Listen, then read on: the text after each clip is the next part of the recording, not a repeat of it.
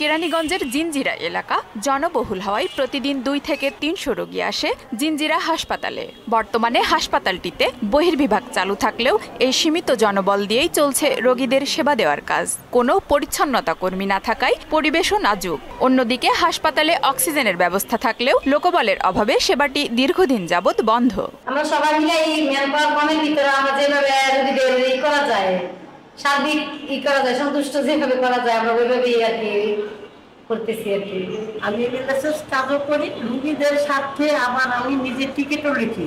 রুগীর চাহিদা অনুযায়ী আমরা পর্যাপ্ত পরিমাণ ঔষধ সরবরাহ করতে পারি না।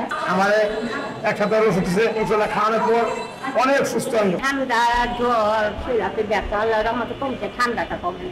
লোকবলের অভাবে হাসপাতালে রোগীদের ভালো সেবা দেওয়া যাচ্ছে না বলে স্বীকার করলেন সংশ্লিষ্ট কর্মকর্তারাও। সেবার মান সম্প্রসারণ করতে হবে, মানে সেবার পরিধি সম্প্রসারণ করতে হবে, তাহলে হয়তো এই 20 বেড হাসপাতালগুলো আসলে মানে কাঙ্ক্ষিত সেবাটা পাওয়া যায়। তবে নতুন স্বাস্থ্য কাঠামো বাস্তবায়িত হলে হাসপাতালটিতে চাহিদা মতো জনবল পাওয়া যাবে বলে আশা জানান এই চিকিৎসক। অন্তর্বিভাগে সমস্ত সেটআপ রেডি আছে, যত জিনিসপত্র যা লাগে লোকবল পেলে আমরা অন্তর্বিভাগে কাজ করব, যে কোনো সময় শুরু করতে পারবো।